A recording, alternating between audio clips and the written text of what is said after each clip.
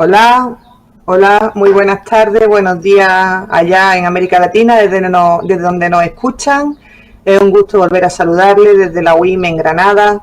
Mi nombre es Marta Rodríguez, trabajo en la Escuela de Gobierno Local de la UIM y es un gusto para mí presentarle hoy el webinar que desarrollaremos a lo largo de la próxima hora, en el que nos acompañará Daniel Cravacuore. Este webinar, dicho sea de paso, nos va a servir como disparador de un ciclo que irá acompañando nuestra especialización en Gobierno de Desarrollo Local, de la que ya vemos que hay bastantes alumnos en la plataforma y a quienes saludamos desde aquí. Esperamos que sea de su gusto y que tendrá varias sesiones a lo largo de los próximos meses.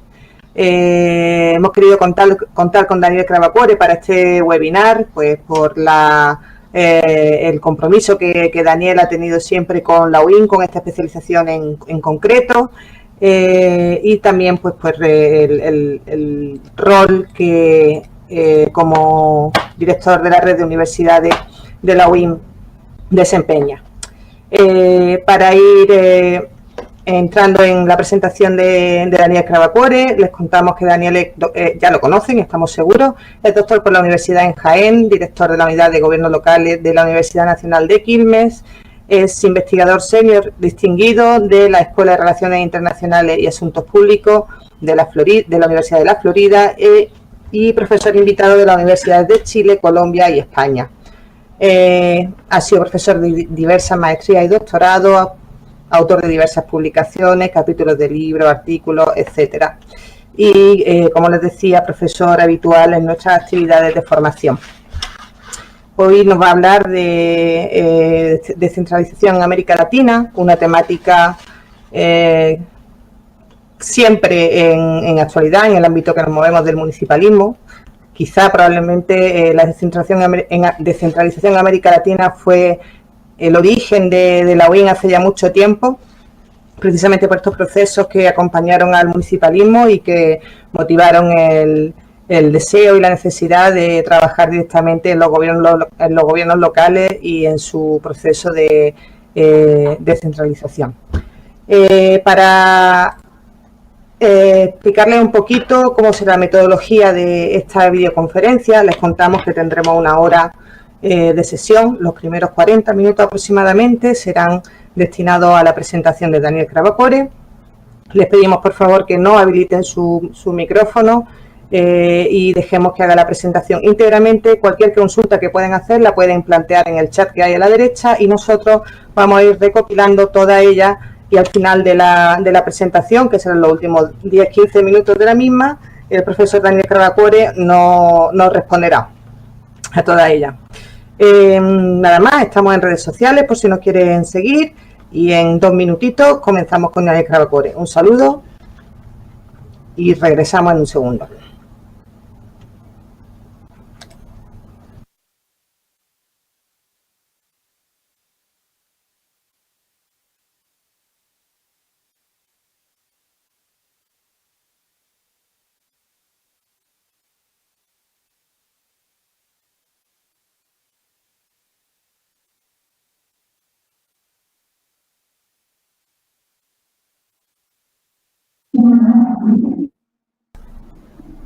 Listo, Daniel, ya te tenemos, podemos comenzar. Bueno, buenos días. De acuerdo a los países, buenos días, buenas tardes, casi buenas noches para Granada. Bueno, muy honrado de estar inaugurando este ciclo de webinar de la especialización y de este año. Sobre una presentación sobre el tema del estado actual de la descentralización municipal en América Latina. Yo también quiero compartirles mis redes sociales, tanto en Twitter como en Facebook, como de Cravacuore, aunque veo entre los usuarios a muchos colegas y a exalumnos, no solamente de Argentina, sino también de otros países. Así que muy honrado y quedamos en comunicación más allá de esta videoconferencia en redes sociales. Bueno, mi presentación, siempre cuando uno habla de descentralización, tiene que indicar que fue un proceso que estuvo asociado en América Latina básicamente a tres procesos políticos. En algunos países estuvo vinculado a la transición democrática, digamos, ¿no? Países como Perú, Ecuador, Brasil, Argentina, Chile. El pasaje de gobiernos no democráticos a gobiernos democráticos significó la identificación del gobierno local como una posibilidad de fortalecer esas nacientes democracias, generando un vínculo más estrecho entre la ciudadanía y el Estado, en esa recuperación, digamos, de las democracias. No es casual que muchos de los procesos, yo cité en primer caso, tanto el caso de Ecuador y de Perú, como los dos primeros, que bien al inicio de los 80 comienzan el debate sobre la descentralización.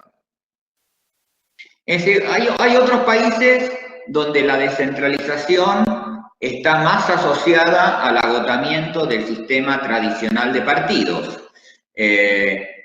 Son países que no habían atravesado procesos dictatoriales de origen militar, básicamente, pero sí tenían su sistema de partidos algo agotado. Es el caso de países como Colombia, como el caso como Venezuela, o aún el sistema más casi de partido único y de las reformas que se van a iniciar en México, ¿no? Digo, esto es la segunda vía de los países democráticos, y aquí, digo, no sé, hay amigos de México, por ejemplo, la reforma del 115 constitucional va a tener que ver fuertemente con el agotamiento del sistema político tal como se había entendido desde varias décadas anteriores. Hay un tercer grupo de países donde la descentralización, aquí más claramente van a ser los países de la Centroamérica continental, que tiene que ver con el fin de las guerras civiles, ¿no? Desde fines de los 70 y buena parte de los 80, estos países sufrieron algún tipo de guerras civiles, y la descentralización va a tener que ver más con el origen, con la resolución de estos conflictos y con la transición a situaciones de paz, ¿no? Entonces, la descentralización la tenemos que asociar, de acuerdo a los países de América Latina, un poco a estos tres procesos políticos, ¿no? Estamos hablando de esa década, digo, desde los tempranos años 80, y los países que más tardíamente inician sus procesos los van a iniciar recién sobre mediados de la década del 90. Va a haber unas excepciones. Mi última intervención va a tener que ver, la última filmina que tenemos para trabajar, va a tener que ver con el análisis de algunos casos coyunturales sobre este proceso, y ahí habrá algunos países que son excepciones. La pregunta que a mí siempre me gusta hacer, y que siempre, con un estilo algo provocativo, siempre me gusta señalar es, ¿en qué países hay debates sobre la política de descentralización hoy? Porque finalmente pasaron casi 40 años y seguimos utilizando la palabra descentralización como si fuera un tópico cotidiano. Y la realidad es que en buena parte de los países de América Latina, como vamos a ver más adelante, ya no se habla de descentralización. Más bien, y va a ser el eje de mi argumentación, estamos en presencia de un proceso distinto, diferente, por supuesto que con matices nacionales, siempre cuando uno analiza estos macro procesos políticos más de carácter regional, tiene que identificar estas diferencias, digamos, entre países, pero la pregunta aquí provocativa es, ¿qué país hoy debate sus políticas de descentralización? Y la realidad es que una descentralización profunda hoy solamente las estamos viendo en países que habían tenido procesos de descentralización bien muy débiles, por ejemplo, el caso, por ejemplo, de Panamá, o países que directamente no la habían tenido. Digamos, hoy el país de América Latina donde más más se está discutiendo hoy la descentralización es el caso cubano, sobre el cual, si quieren, no tenemos, entiendo, ningún compañero de ese país, pero donde se está produciendo el proceso más profundo hoy de discusión sobre el tema de la descentralización. Yo creo que primero debemos identificar cuáles fueron las manifestaciones políticas de la descentralización. La descentralización no solamente fue de carácter político y administrativo, sino que de las 4 dimensiones clásicas de la descentralización, la espacial, hacia el mercado, la política y la administrativa, vamos a tener distintas formas de que este proceso se manifestó. La descentralización espacial, que tuvo que ver más con la redistribución en el territorio de recursos, claramente la forma que adquirió la descentralización en América Latina fueron las políticas de desarrollo económico local, que como todos sabemos han tenido distintas profundidades en los distintos países. Hay países donde las políticas de desarrollo económico local llevan casi 30 años, donde se han implementado con mayor o menor éxito, y hay otros países que, por el contrario, las políticas de desarrollo económico local son más novedosas, inclusive ahí hay toda una diferenciación sobre desarrollo económico local, hoy lo más llamado desarrollo territorial. Digo, en cualquier caso fue la manifestación de un tipo de descentralización.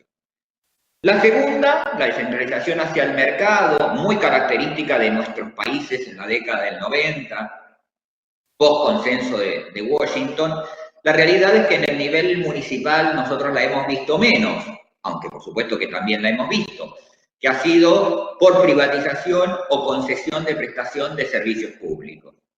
La realidad es que la hemos visto menos en América Latina porque nuestros municipios en América Latina, salvo las grandes capitales, muchas veces son muy pequeños. La prestación privada de servicios públicos no es particularmente atractiva para las fuerzas de mercado y entonces lo hemos visto sí en grandes ciudades, pero más dificultosamente en los conjuntos del sistema municipal. Y ustedes tienen ahí en color azul las dos más clásicas, de las manifestaciones políticas más clásicas, ¿no? La descentralización política, que tuvo que ver con el reconocimiento constitucional del municipio como nivel de gobierno. Pensemos que en muchos países de América Latina lo que se veía del municipio era verlo clásicamente como un nivel meramente administrativo. Digamos, la idea del gobierno local fue una novedad para muchos países para la década del 80, inclusive pudiéramos discutir hoy si no hay países que todavía ven el gobierno, el municipio como casi un nivel solamente administrativo, Los procesos de elecciones locales, pensemos que al comienzo de la década del 80, buena parte de las autoridades locales de América Latina no eran electas por el gobierno, por el pueblo, digamos, en elecciones populares. Esto se ha revertido por completo, prácticamente no quedan autoridades locales no electas. Si quieren, después hacemos algunas referencias para el caso chileno, pero no en el caso municipal, sino más bien en elección de los intendentes regionales, y todo el surgimiento de las estrategias de participación. Ahí vi que tenemos un compañero de Villa El Salvador. Todas estas estrategias de participación que se dieron a partir de la década del 80, digamos, con muy variado éxito, digamos, en América Latina. La cuarta dimensión de la descentralización municipal en América Latina fue la administrativa, y también es muy característica, que fue la transferencia de competencias, uno de los clásicos indicadores para identificar descentralización. Muchas veces los gobiernos centrales suelen decir, bueno, yo hago descentralización porque transfiero competencias. Y una dimensión que también es interesante, que es obviamente la distribución, la transferencia de recursos hacia los gobiernos locales. Más allá que todos sabemos que en América Latina el sistema está desfinanciado en buena parte de los países, en cualquier caso la situación hoy es de una mayor descentralización fiscal que la que teníamos en la década del 80. ¿Qué nos dejó? Un poco de bueno y de malo, de logros y de deudas, nos dejó los procesos de descentralización municipal. Bueno, entre los logros, indiscutiblemente, primero, lo municipal como un tema de la agenda. Lo municipal no era un tema de la agenda política en la década de los 70 y antes, salvo en contados países. El segundo tema es la mayor incidencia municipal en las prácticas estatales. El tercero, el incremento de la gobernanza democrática al nivel local. Insisto, para los que somos municipalistas siempre nos parecerá poco, digamos, ¿no?, el avance, pero pensemos en situaciones preexistentes aún de mucha menos gobernanza local. La aparición de una clase política con experiencia local. Nosotros poco a poco vamos viendo la emergencia de líderes políticos que construyen sus carreras políticas desde lo local. Este es un fenómeno que se viene visibilizando recién desde la década del 90. Hemos tenido en muchos países presidentes que iniciaron sus carreras políticas en el gobierno local. Esto no era habitual, en general. Las carreras en general se construían más bien desde el poder legislativo, digamos, más que desde el gobierno local. Un incremento, como decíamos recién, de la descentralización fiscal. Por último, yo creo que en América Latina la emergencia de iniciativas innovadoras de interés, no suficientemente desarrolladas, lamentablemente, no suficientemente conocidas. Tuvimos un auge de este tipo de estrategias sobre el fin de la década del 90, principios de la década del 2000, la creación de los premios nacionales de buenas prácticas locales. Quizás hoy deberíamos discutirlo en otro tipo de conferencia, pero las agendas locales parecen estar bastante menos innovadoras que en otras épocas, ¿no? Y esto yo creo que va a tener que ver con cierto detenimiento, digamos, del proceso de descentralización en América Latina. Más importante, me parece a mí, para una conferencia de actualidad, digamos, como la que pretendo desarrollar hoy, son las deudas, ¿no? Y nosotros con la descentralización no hemos logrado resolver un conjunto de problemas, ¿no? Primero, seguimos teniendo relaciones desiguales entre los niveles del Estado. No hemos logrado identificar que a cada nivel del Estado le corresponden unas propias competencias y unos recursos adecuados para el ejercicio de competencia, ¿no? La protección de los niveles locales en términos del ejercicio de esa autonomía en América Latina es bastante limitado, digamos, y estas relaciones desiguales fuertemente basadas en consideraciones y en presupuestos muy diferenciales de relaciones fiscales que tienden a concentrar recursos en los niveles superiores del Estado. El segundo tema que yo creo que no hemos logrado resolver, y sobre el cual voy a volver ahora más adelante, es que seguimos teniendo territorios igualmente fragmentados en América Latina, ¿no? O sea, por supuesto hay grandes diferencias entre países, pero seguimos teniendo unos estados cuyos territorios tienen muy desiguales prestaciones de servicios, garantías de derechos entre las personas que viven en las grandes capitales, en las capitales regionales o de estados o de provincias, y de las personas que viven en los municipios más alejados de los sectores rurales de cada país. Y esto no lo hemos logrado resolver. Inclusive hay países donde vemos que esto, al contrario, se ha profundizado la diferencia, porque el propio ejercicio de autonomía que tienen algunos municipios los hace haber resuelto algunos de los problemas que tienen nuestras gestiones, y mientras otros quedan un poco olvidados, un poco en este fondo de la historia, digamos. Y esto me parece que es un tema a ver. El tercer tema es que las capacidades de intervención territorial aún siguen siendo débiles en buena parte de los países de América Latina. Yo creo que hay una gran diferencia entre la capacidad de intervención que tiene un gobierno local de gran tamaño, más dotado de recursos, de los que los tienen los territorios más débiles. Una legislación en América Latina muy profusa. Ahí tenemos leyes de descentralización, leyes de transferencias de recursos, leyes de asociaciones de municipios, leyes de intermunicipalidad, pero una legislación que al mismo tiempo que es profusa es muy débil, y que muy fácilmente es modificable, ¿no? Y por último, y esto creo que cualquier municipalista es consciente de esto, una limitada capacidad financiera de los gobiernos locales. Y no quiero caer en el simplismo que muchas veces encontramos, que es un poco señalar que, bueno, el problema en América Latina es que hay poca ejecución presupuestaria al nivel local. El problema no es solamente eso, porque hay países que destinan hasta un cuarto del presupuesto del Estado en los gobiernos locales. Pero el problema es qué capacidad tienen efectivamente para el libre ejercicio competencial.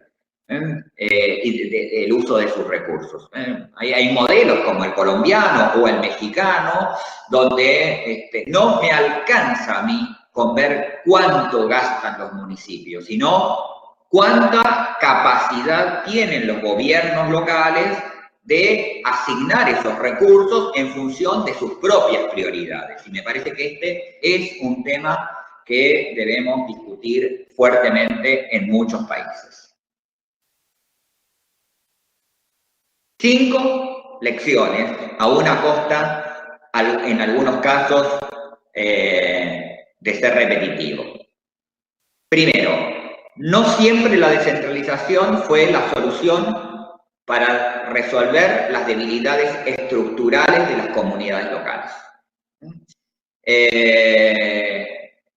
Creo que esto es visible para muchos, para entender que no pudimos resolver las carencias estructurales de muchos territorios de América Latina.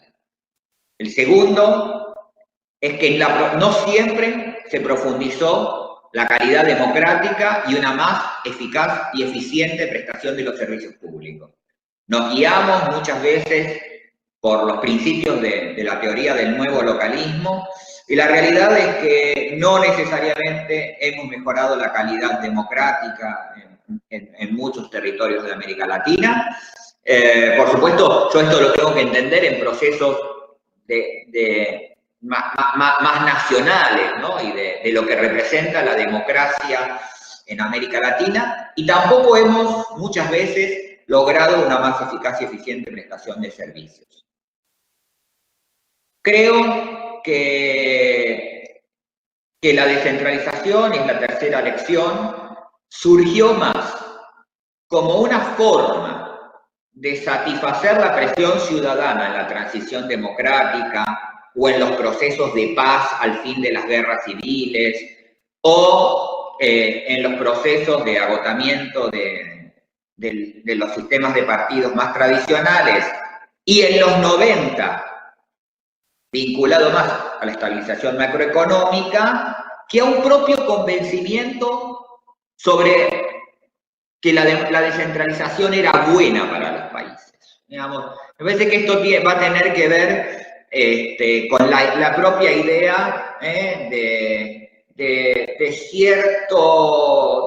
utilizar la palabra descentralización casi como un comodín, como algo que está bien decirlo. Y no había mucho convencimiento por la descentralización. Es un poco un proceso de los que vamos a ver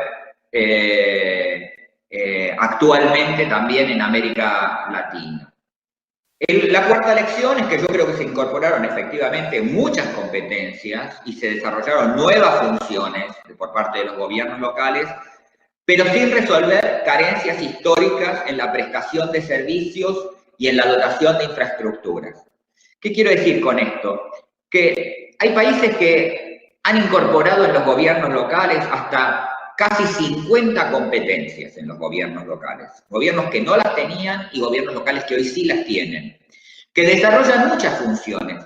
Pero lo que no hemos visto es resolver carencias históricas que tiene la prestación de los servicios y las infraestructuras en América Latina, ¿no? Y yo creo que esto hay algo de eso un poco en la actualidad también, hay mucha iniciativa que está mirando si los municipios son abiertos o si los gobiernos locales son inteligentes, pero el problema es que nuestras ciudades siguen teniendo problemas del siglo XIX. Nosotros en América Latina tenemos muchos otros problemas además que resolver, ¿no? Entonces hay una tensión que se establece entre las competencias, los avances tecnológicos, la incorporación de tecnologías, de nuevas demandas de los ciudadanos y la necesidad de resolver carencias históricas.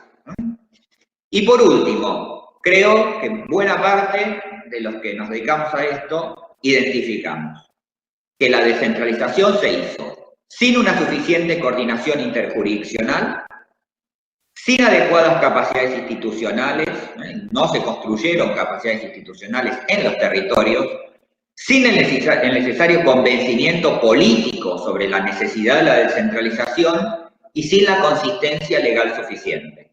Yo creo que tenemos, en esta última lección aparecen muchos temas de los más importantes de la descentralización.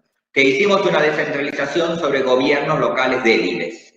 Y esto exige un conjunto de políticas que no siempre estuvieron. Casi como una curiosidad. Estamos organizando una red, desde una pequeñísima red de expertos, que queremos mirar cuál ha sido la incidencia de las políticas de fortalecimiento municipal en América Latina respecto del sistema municipal. Y bueno, me da la impresión de que los resultados no van a ser muy alentadores.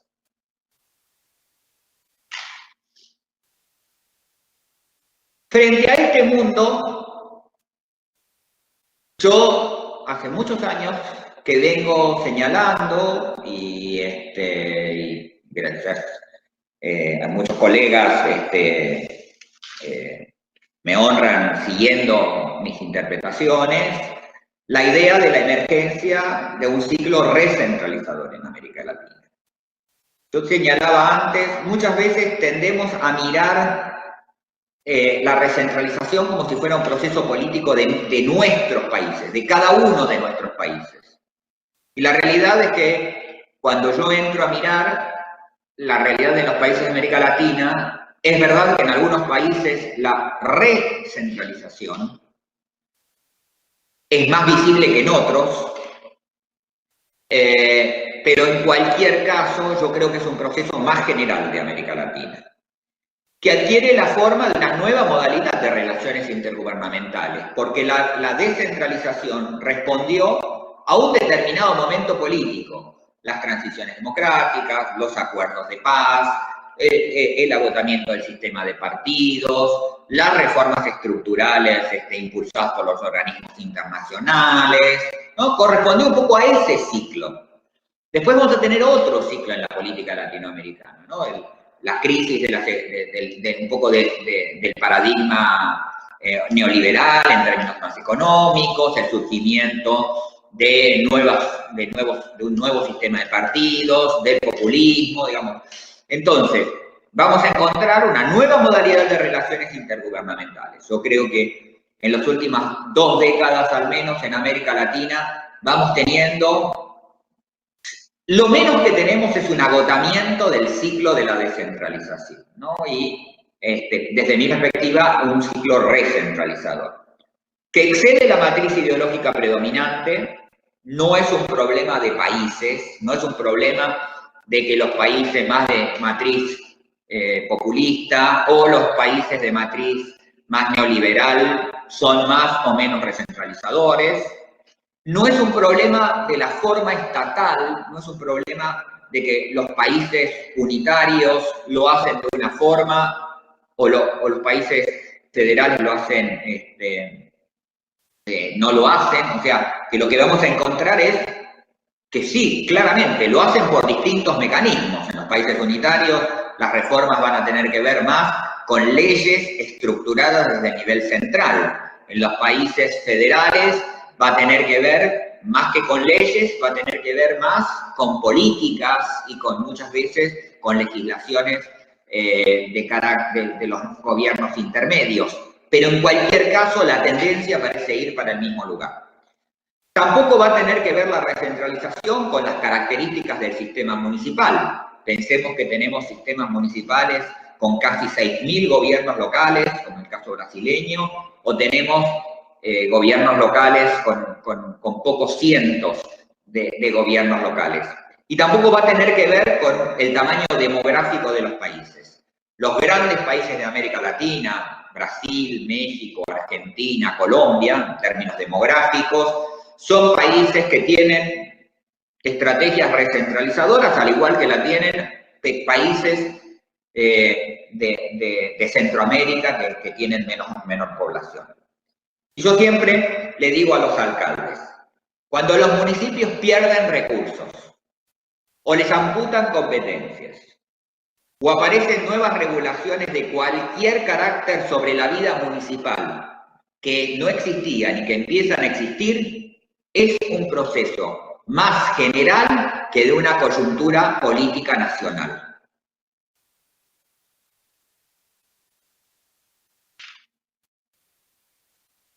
¿Cuáles son las manifestaciones políticas de esta recentralización municipal? Bueno, hay un artículo ya a esta altura un poco clásico ya, ¿no? Porque ya tiene 5 años,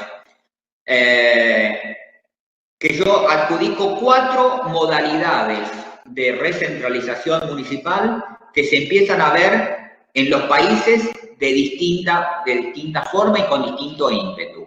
Pero en cualquier caso van apareciendo en los distintos países.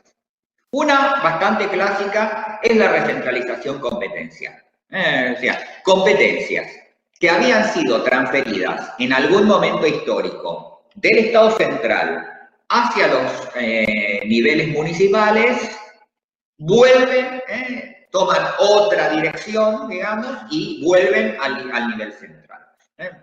Si quieren poner un ejemplo, el caso de la educación, por ejemplo, en Chile, o el caso del agua y saneamiento en el caso colombiano, o en cierta forma en la Argentina el caso de la política social, digamos, son estrategias de recentralización competencia.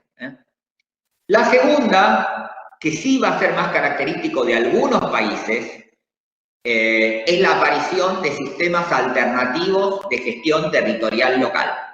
Esto es, en un modelo más clásico, donde las políticas se canalizaban entre los distintos niveles del Estado, sean 2, sean 3, digamos, 2 en los países de Centroamérica, 3 en los países en general, 3 o 4 eventualmente, en los países de América del Sur, aparecen unos sistemas alternativos, generalmente adquieren la forma de instituciones, movimientos sociales, instituciones territoriales, asociadas al nivel local, al nivel nacional, pero que van a competir con los municipios por la prestación de servicios en el territorio.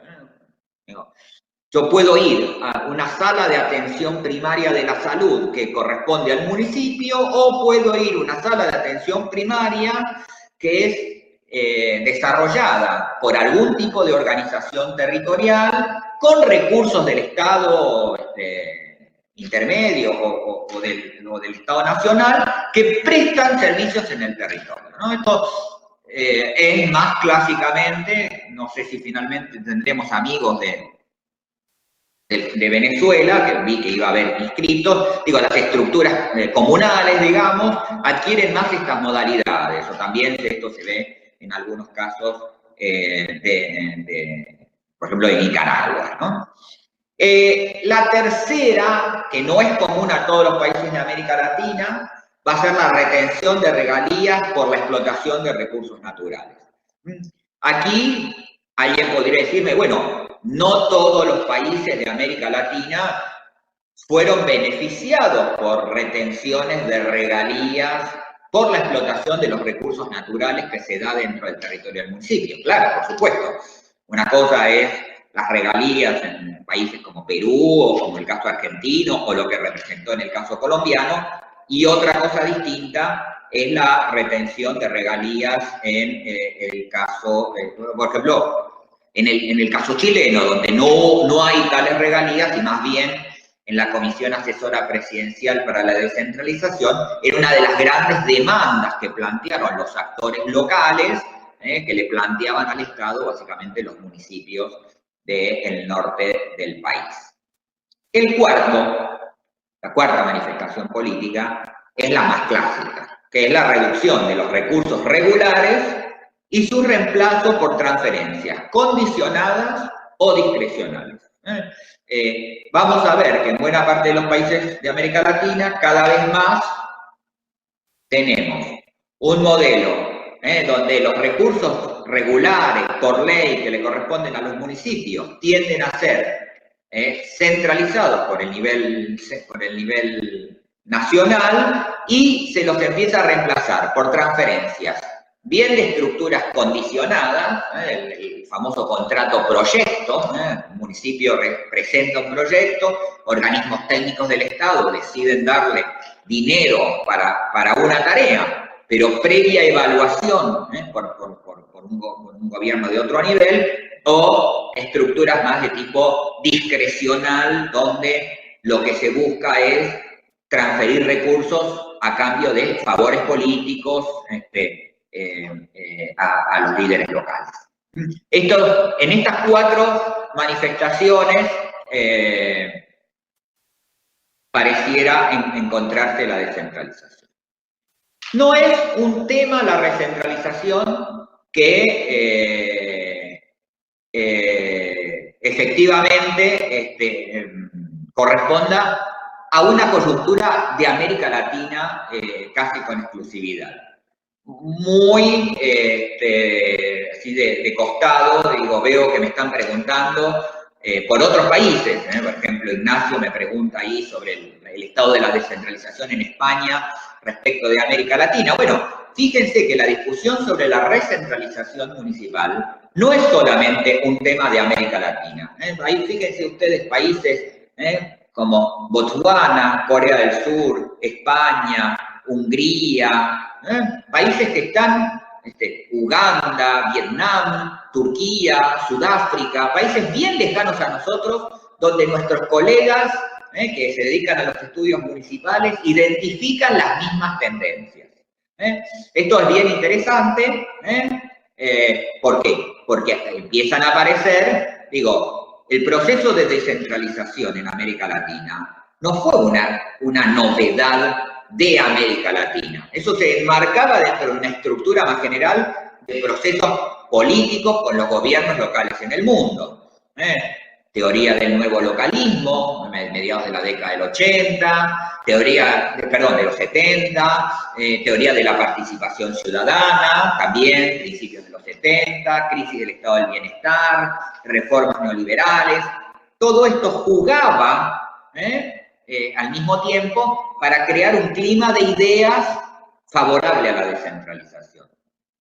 Bueno, pues hoy más bien el clima de ideas es en buena parte de América Latina y en otros países del mundo aparecen estas misiones más de recentralización. Ahí me preguntaban por el caso español. En el caso español, fíjense, la reforma de ley de bases del régimen local que se dio en España como una de las legislaciones que tuvo que ver con la crisis, un poco la crisis económica y la salida de la crisis económica, ha sido denunciada tanto en términos políticos como en términos académicos, como un proceso de recentralización. Si no se ha profundizado aún más en España la recentralización, fue porque el Tribunal Constitucional frenó algunos de los cambios recentralizadores que tenía la nueva ley de bases. En síntesis, eso es el resto del mundo. Y en América Latina tienen ahí, y con todo gusto, por redes sociales, yo después les puedo pasar bibliografía, dado que hay distinguidos colegas que los veo conectados, pero hay trabajos para el conjunto de América Latina, para el caso argentino, para el caso de Bolivia, para el caso de Brasil, para Colombia, para Ecuador, una gran producción para el caso mexicano, sobre el tema de la recentralización, muchos trabajos y de los mejores académicos mexicanos han escrito sobre el tema de la recentralización.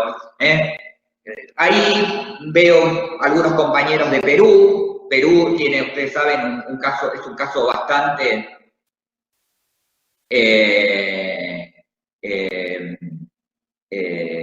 bastante atípico, en tanto que tuvo una descentralización, después durante la década del 90 tuvo un proceso de recentralización, después pareció abrirse otra vez una etapa más descentralizadora. Es un proceso que un poco que va y viene, es un poco atípico.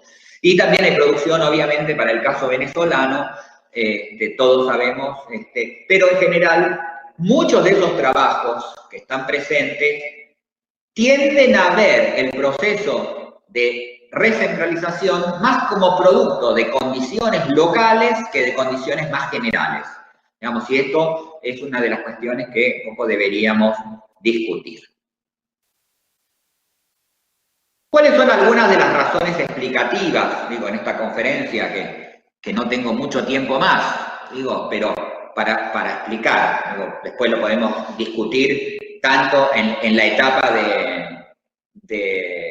que la UIM va a abrir para preguntas, o cuanto podemos seguirlo después por redes sociales.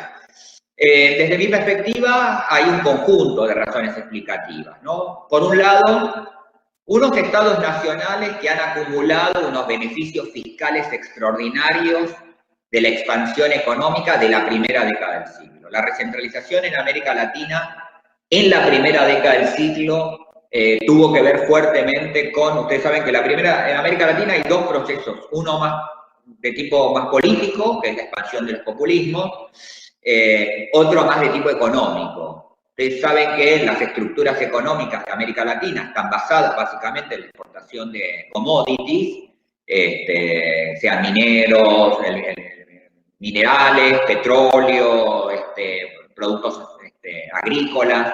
Y en cualquier caso, la primera década del siglo vio crecer esa producción, esos beneficios fiscales entre 400 y 500%. La base fiscal de nuestras estructuras económicas nacionales vieron crecer enormemente su dimensión. Y los estados centrales se vieron con una cantidad de recursos muy importante, muy extraordinario, que les permitió tomar nota de la idea de profundizar la recentralización, o sea, de profundizar políticas nacionales. Hay también un cambio en el paradigma en cuanto a las políticas sociales y a las políticas en general nacionales, después un poco del clima de ideas más propio de la década del 90, el fracaso de los neoliberalismos en algunos países va a significar la reaparición de las políticas universales, entonces eso hay que hacerlas con recursos y esto obviamente en contra de los gobiernos locales. En nuestra década la recentralización parece vincularse mucho más a estados nacionales en crisis que buscan obtener nuevos recursos, digamos, ¿no? Unos estados que han atravesado procesos, buena parte de América Latina, los estados en general están con crisis fiscales, hay que buscar recursos donde no los hay, digamos, y los estados centrales, entonces, por ejemplo, las limitaciones a los recursos, a la participación de regalías, por ejemplo, va a tener que ver con esto. Esto, por ejemplo, sobre el caso colombiano o el caso argentino, se pueden leer un poco a la luz de estas cuestiones. Creo que hay también en América Latina una crisis de los partidos políticos y la expansión de los personalismos en el continente, digamos, ¿no? El sistema de partidos que estaba muy asociado en la década del 90 a las reformas neoliberales, buena parte de los partidos más clásicos sufrieron fuertes cimbronazos, derrotas históricas, emergencias de nuevos partidos políticos, y en general la recentralización ha tenido que ver con la expansión de personalismo, ¿no? Pensemos en cuántos países de América Latina concentran tan pocos apellidos, digamos, en 20 años veríamos presidentes de reelecciones de largo plazo o alternancias entre pocos líderes políticos, digamos, ¿no? Y esto, en general, la descentralización no se lleva bien con los personalismos. Creo que también en América Latina ha habido mucha limitación del acceso de la oposición a los gobiernos locales y la proyección de nuevos liderazgos, mantener gobiernos locales con menos competencias, limita en cierta forma el acceso de nuevas figuras y la renovación un poco de la política. Un tema que siempre me parece interesante identificar, porque es una tendencia sobre la cual yo siempre indico que habría que trabajar mucho más, es la pérdida de poder de los legisladores en su papel de intermediarios territoriales. Históricamente, los diputados o los senadores regionales eran figuras claves para entender la intermediación territorial. Un diputado en su base territorial representaba esos intereses territoriales, lo llevaba a la capital del país, lo expresaba en la Cámara Legislativa, lo expresaba en el gobierno. Esto fue cambiando con el empoderamiento de los gobiernos locales, de la figura del alcalde, y los legisladores fueron perdiendo un poco de su papel de intermediarios territoriales. Y todo este proceso de recentralización muchas veces va a significar un reempoderamiento de estos legisladores en este papel. Igualmente, yo creo que hay una búsqueda de las burocracias centrales de recuperar sus privilegios, esto es visible. La descentralización había minimizado el rol de estas burocracias centrales y las burocracias se lanzaron un poco en nuestra década, en nuestras 2 décadas, a recuperar parte de estos privilegios. Y un tema que yo creo que no es menor es el deseo de las grandes empresas. Pensemos en que la prestación de servicios públicos en general en nuestros países se da siempre a partir de la prestación de grandísimas empresas de carácter global, la prestación de servicios, agua, telefonía, producción eléctrica, y estas grandes empresas en general buscan evitar la negociación con múltiples actores territoriales. Les genera ineficiencias a la luz de ellos y desde esta perspectiva prefieren en general la negociación con los estados centrales.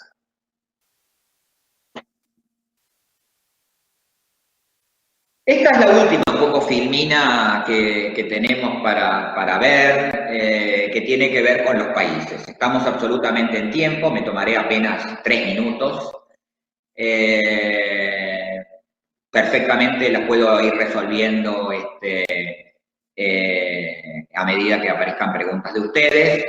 Veo a compañeros de Argentina, entonces decirles, bueno, yo creo... Bueno, me he dedicado en un artículo en la revista Estado Abierto, la revista científica del Ministerio de Modernización, a explicar un poco las características que adquiere en Argentina. Yo creo que en la Argentina son 2 grandes los elementos de recentralización. El creciente peso de las transferencias discrecionales, que apareció desde el 2003 a la fecha. O sea, para explicar un poco a los compañeros de otros países. En Argentina todas las obras públicas de todos los niveles son definidas en el nivel local, se hacen con recursos del Estado federal y estos son definidas en el presupuesto nacional. Esto fue toda una gran novedad, ¿no? Y lo peor que tiene la Argentina es que en general las transferencias son discrecionales, no son condicionadas, o sea, quedan sometidas a la voluntad de las autoridades políticas. Por eso, hasta 2015, los municipios beneficiados eran de un signo político y con el recambio del poder político a nivel nacional, son los municipios del sector político opuesto los grandes beneficiados. Y el segundo gran dato que yo veo en la recentralización en la Argentina tiene que ver con la nacionalización de las políticas sociales. Esto no significa cuestionar las políticas sociales, el diseño. Tan solo estoy diciendo que los gobiernos locales han perdido casi total injerencia en las políticas sociales. El caso boliviano, no sé si hay algún colega de Bolivia, no he podido identificar, pero es un caso bien interesante porque es un proceso que se aceleró mucho, digamos, no solamente por la Ley de Participación Ciudadana, en 1994, sino por la nueva Ley de Autonomías y Descentralización. Es un caso bien interesante de las autonomías bolivianas. La realidad es que ese sistema ha quedado un poco inconcluso, con la limitación de la discusión sobre el pacto fiscal, que ha quedado demorado, pero es un proceso que tiene sus claroscuros. ¿Qué quiero decir con esto? Que de acuerdo al punto de vista político desde el cual yo lo analice, voy a ver unas cosas más descentralizadoras y más recentralizadoras. Por ejemplo, hoy se discute mucho en el caso boliviano lo que es el sistema único de salud, y muchos han denunciado que es una estrategia recentralizadora, fuertemente recentralizadora. Pero por otro lado también los que defienden los avances en términos competenciales del proceso de autonomías de Bolivia también tienen razón, ¿no? Es uno de los países donde hay mucho debate alrededor de esto. Brasil, por el contrario, es un país que tiene estancada su descentralización. Durante los gobiernos del Partido de los Trabajadores ha habido una dinámica de incentivos asociados a políticas nacionales.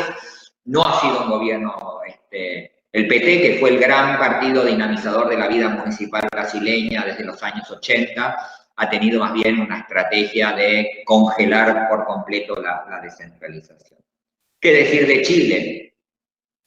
Bueno, Chile es uno de los países que tuvo la estrategia de la Comisión Asesora Presidencial. 2014, grandes iniciativas de discusión. Bueno, pues la discusión ha quedado limitada a dos cuestiones, ¿no? La desmunicipalización educativa, que ya fue aprobada y que se está poniendo poco a poco en marcha, y creo que el gran tema de debate a futuro es la transferencia de competencias a las regiones, la elección de los intendentes. Si bien ha cambiado el tema electoral local en Chile, nos da algunas claves donde una descentralización puede generar como mucha estructura política, pero en el fondo no se produce mucha descentralización, ¿no? En esto veo que hay algunos compañeros del Uruguay y también daría a discutir un poco también ese tema. Creo que no se excede.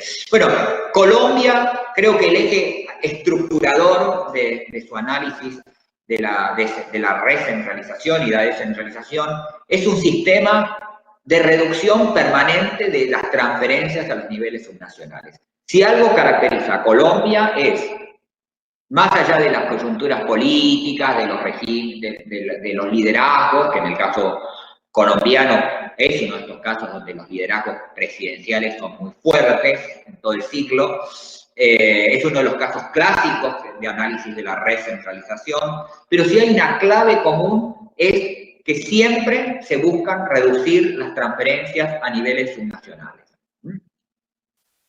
Costa Rica, vi que ahí hay algunos compañeros también, es un proceso también bastante estancado después del Código Municipal. Se han hecho algunas propuestas para descentralizar algunas competencias en planificación urbana, pero no es un proceso particularmente dinámico, y llegamos a Cuba.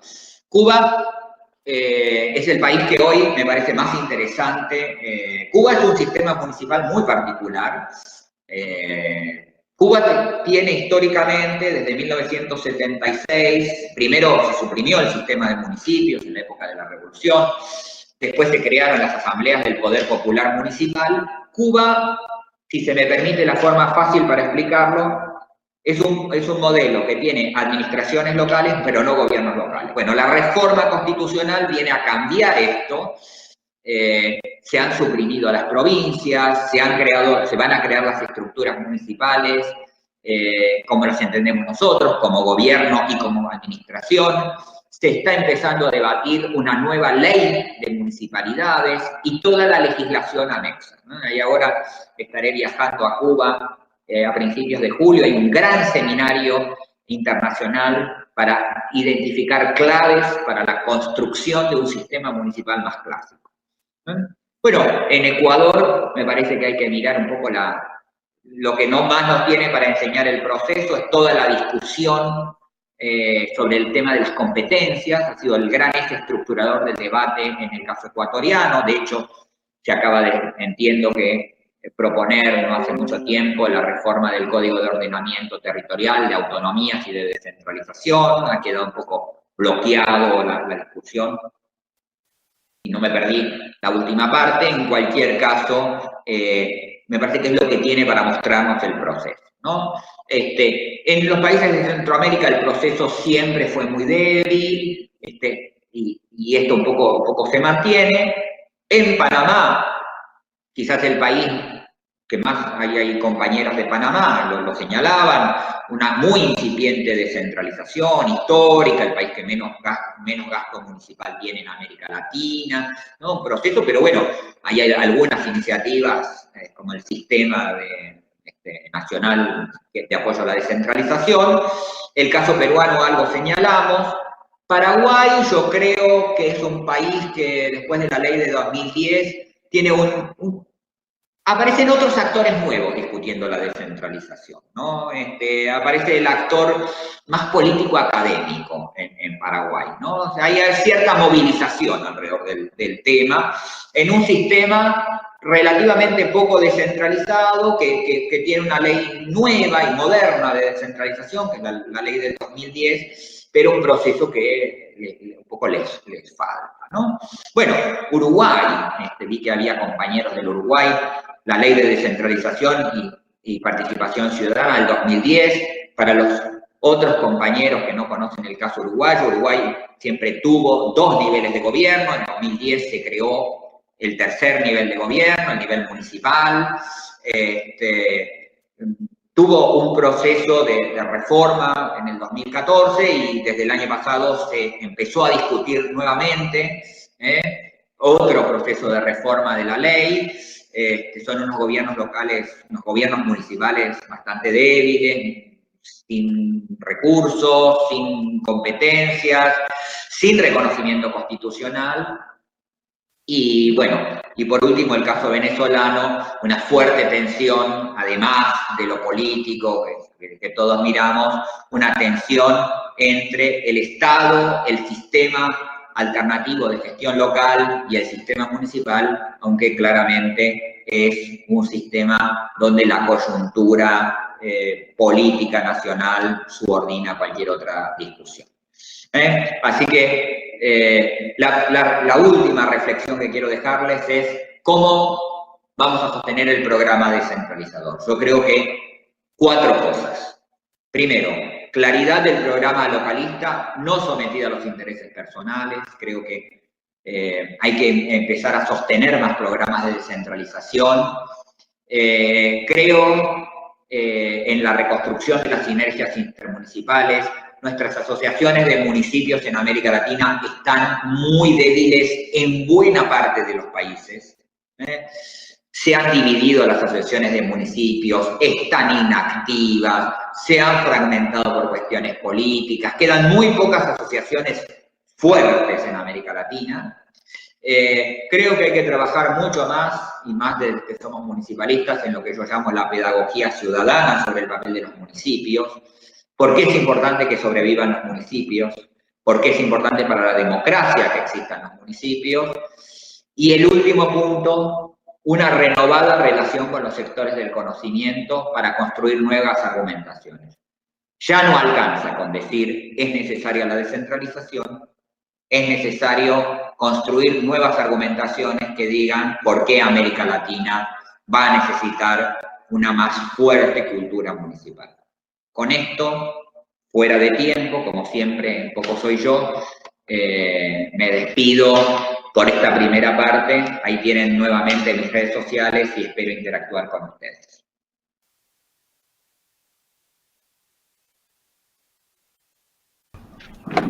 Muchísimas gracias, Daniel.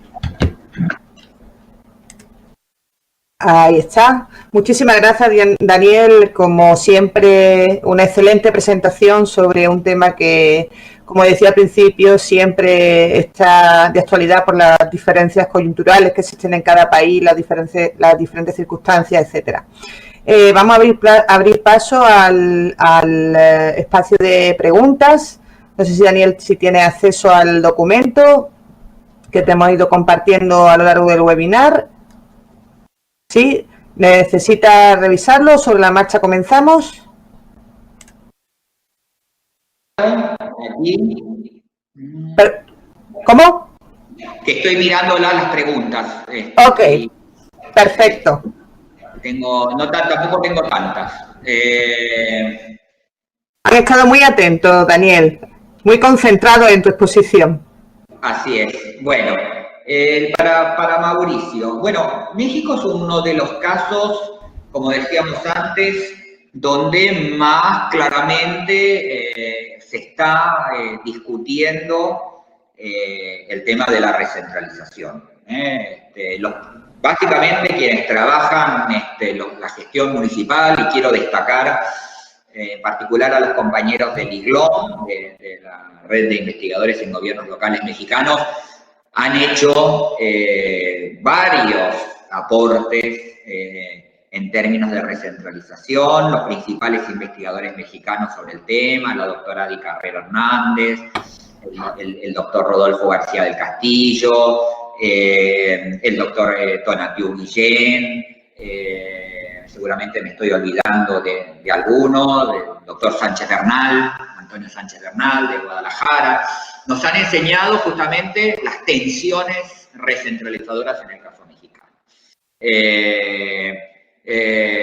No, me parece que México, lo mismo que el caso de los países federales, las claves del proceso de recentralización debemos mirarlas más que por las reformas legales, los debemos ver por el diseño de las políticas, ¿no? Y esto me parece que es uno de los grandes aprendizajes de este proceso en este momento, ¿no? Nosotros vamos a verlo, a diferencia de otras estructuras, de otros momentos históricos también, decir yo soy recentralizador es un poco vergonzante. Y entonces el diseño tiene que ver en general con las políticas. En México se han identificado muchas tendencias recentralizadoras, insisto, por entidades, básicamente por las entidades federativas, o sea, políticas puntuales, el Estado de México, Chihuahua, que tienen políticas recentralizadoras, u otras políticas donde el diseño de las políticas nacionales son las que terminan de definir un poco la estrategia recentralizadora. También me parece que México abre en esta nueva etapa del presidente López Obrador, también genera algunas dudas si se van a continuar las políticas recentralizadoras que venían un poco de los últimos gobiernos o no, ¿no? No pareciera todavía tener suficiente claridad el proceso un poco para dónde va. Bueno, a Ignacio, la segunda pregunta que tengo es la pregunta sobre el caso español. En el caso español es un caso interesante, porque nosotros tenemos como que el caso español es como un modelo descentralizador, y la realidad es que nosotros en América Latina, en el diseño del sistema municipal, tenemos más, en principio deberíamos tener niveles de autonomía mayores. Una cosa que a lo mejor les puede interesar, en mi caso, hace 2 años que complementariamente a mis estudios sobre descentralización y recentralización, yo estoy midiendo niveles de autonomía relativa entre los países. Inclusive entre ustedes está una investigadora de ese proyecto.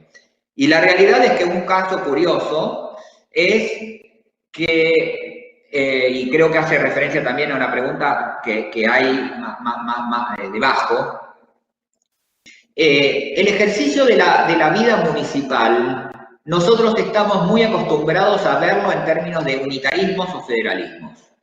Y la realidad es que es una lectura incompleta del funcionamiento del sistema municipal. Porque yo puedo tener primero unas reglas constitucionales, unas distribuciones de competencias, pero después tengo para identificar cómo funciona el funcionamiento real del Estado. Nuestros estados no funcionan como las reglas dicen que funcionan. Después tenemos las capacidades diferenciales en términos fiscales. Es verdad, yo puedo tener gobiernos locales que tienen, que están fuertemente limitados en términos normativos, pero que a lo mejor tienen los recursos suficientes como para el ejercicio de las políticas, y entonces eso me va a definir un determinado diseño, y por el contrario, gobiernos locales con muchas atribuciones, eso nosotros lo vemos para el caso argentino, ¿no? En Argentina hay provincias que tienen sistemas municipales que a priori tienen niveles de autonomía superiores al de los países más descentralizados del mundo. Pero el presupuesto se corresponde con el de países poco descentralizados. Entonces, tenemos estas divergencias en los sistemas. Entonces, hay que ser bastante cautelosos con esto. Un poco para la curiosidad de Ignacio, la medición a mí me da que el sistema municipal español tiene los municipios el mismo nivel de autonomía que tiene el sistema municipal argentino. Pero también esa lectura, como vos imaginarás, también es diferencial, porque en la Argentina tenemos provincias que tienen unos niveles de autonomía municipal grandísimos, Córdoba, Corrientes y en general las provincias patagónicas, y provincias como La Rioja, San Juan y Mendoza que tienen niveles muy bajos de autonomía municipal. Sobre el tema del Perú, algunas referencias he visto sobre estas cuestiones. Es indiscutible que siempre en el caso del Perú aparece la pregunta descentralización y corrupción, digamos, ¿no? Que es un tema. Ahora, yo en alguna otra conferencia, inclusive en algunos para la UIM, he trabajado el tema de cuáles son los argumentos un poco de las limitaciones de la descentralización, y la realidad es que la corrupción es uno de los favoritos en muchos países. Ahora, esto daría, por supuesto, para investigar, ¿no? Pero, ¿quién puede decir que en los niveles de gobiernos locales los niveles de corrupción son más o menos altos? En el Perú, el problema de la corrupción parece más estructural a todo el sistema político, no exclusivamente a los niveles intermedios o al nivel municipal, ¿no? Cada uno, digo, ustedes saben que como en pocos países, digamos, casi todas las figuras presidenciales han sido acusadas por hechos de este tipo, ¿no? Mauricio me pregunta si yo pudiera rankear el proceso de descentralización. Bueno, yo no he rankeado esto. Lo que yo sí estoy haciendo en un proceso con un indicador que se llama el Local Autonomy Index, un indicador que fue desarrollado por la Unión Europea, con la doctora Carmen Navarro Gómez, de la querida colega de la Universidad Autónoma de Madrid. Lo hemos adaptado para el caso de América Latina y los vamos efectivamente a trabajar desde este año para el conjunto de países de América Latina. Yo lo que puedo identificar son los países donde el sistema municipal más autónomo es. Y claramente destaca el caso argentino, como de los que hemos medido hasta ahora, como el de mayor nivel de autonomía, en un nivel medio alto. Después medimos el caso mexicano hasta varios pasos atrás, y de los que medimos hasta ahora, nosotros medimos España, Argentina, Chile, México y Uruguay. El caso chileno, digo, para un poco identificar, sobre 37 puntos que hacemos la medición, Argentina está en alrededor de 24 puntos, México en 18 puntos, Chile en 10 puntos, y el caso uruguayo es muy complejo. ¿Por qué? Porque Uruguay, una cosa es midiendo el nivel departamental, y otra cosa es midiendo el nivel municipal. Si mido el nivel departamental, histórico nivel, si se me permite, municipal en el Uruguay me da bastante alto, digamos, un poquito más bajo que la Argentina, pero si mido el nivel municipal clásico, el reciente, el emergente de la reforma del 2010, el Uruguay también me da muy bajo, ¿no? Tengo una pregunta de mi querido amigo Edgar Quispe Mamani, estimado colega y amigo. Me pregunta sobre una pregunta bien difícil, que es la reforma estructural del modelo de Estado que tenemos en América Latina. Yo creo que lo que hay que plantearse es de a dónde, qué hemos hecho con la descentralización, hasta dónde hemos llegado. Creo que estamos mejor que lo que estábamos en la década del 70, pero nada de todo lo que habíamos planteado para el sistema municipal un poco se cumplió. Y me parece que la clave de entender el desarrollo territorial hay que mirarlo y sabés que estamos también involucrados en un proceso de esas características en una de las redes que integramos, que es la mirada de las relaciones intergubernamentales, ¿no? Me parece que es la mirada un poco que tenemos que empezar a darle al tema. O sea, el sistema municipal toma un sentido dentro de una red de relaciones intergubernamentales, digamos, y me parece que hay un poco que identificar esto. Yo no soy muy amigo de los rediseños de Estado, creo que no hay mucho, creo que esconden otras cuestiones, digamos. Creo que esto tiene sus limitantes también, creo que había algunos compañeros del Ecuador, digamos, por ejemplo, Ecuador intentó hacer, en términos políticos, un gran rediseño del Estado, la aparición de las regiones, todo el trabajo de la Comisión de Competencia, ¿no? Y un poco cuando se acabó ese contexto político para esto, el proceso se detuvo, ya en el gobierno anterior, ¿no? Ya se había detenido en el gobierno de Rafael Correa. Y bueno, y entonces estos rediseños tan generales, yo creo que hay unas condiciones políticas muy particulares, ¿no? Es decir, ¿cómo sería en nuestros países, por ejemplo, como en Cuba, que suprimen las provincias? Y bueno, eso se puede hacer en Cuba por la coyuntura política que tienen, ¿no? Y la última pregunta que tengo es si es posible que la crisis de los partidos políticos desacredite la gestión o avances en la intermediación en niveles subnacionales o locales. Ahí habría que mirar un poco cuán nacionalizada es la política local. Y acá me parece que hay grandes diferencias. Hay países que tienen muy nacionalizada su política local, el caso uruguayo, el caso chileno, donde el sistema de partidos nacional atraviesa, y otros sistemas, el caso peruano, por ejemplo, donde lo que empieza a aparecer fuertemente es una alta fragmentación, digo, donde hay poca correspondencia, donde el nivel de nacionalización del sistema de partidos locales es mucho más débil, digamos, ¿no?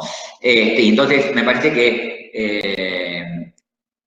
esto influye también en el sistema de partidos. También habría que identificar, digo, veo acá otro compañero argentino que ahí hace una pregunta. Nosotros tenemos un sistema donde a priori el sistema de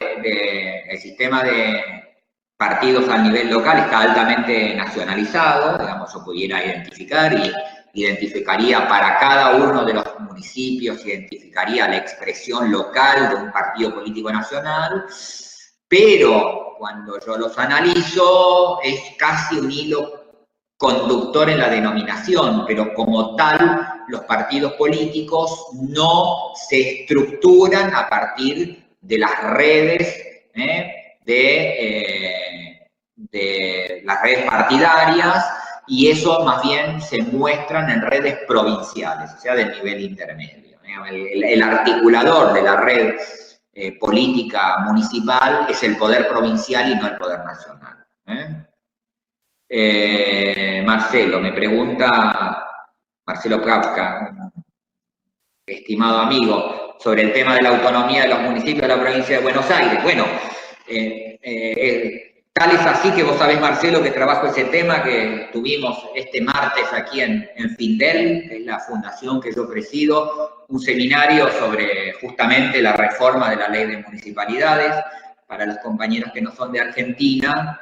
En la Argentina, el nivel de autonomía municipal está garantizado en el artículo 123 de la Constitución Nacional. Hay 3 provincias que no garantizan la autonomía municipal, donde que uno diría, bueno, son 3 de 23, pero el problema es que vive el 52% de la población argentina en esas 3 provincias, y son las 3 provincias, 3 de las 5 provincias más grandes, y efectivamente es una deuda de la clase política bonaerense el de no haber avanzado en una nueva ley de municipalidades.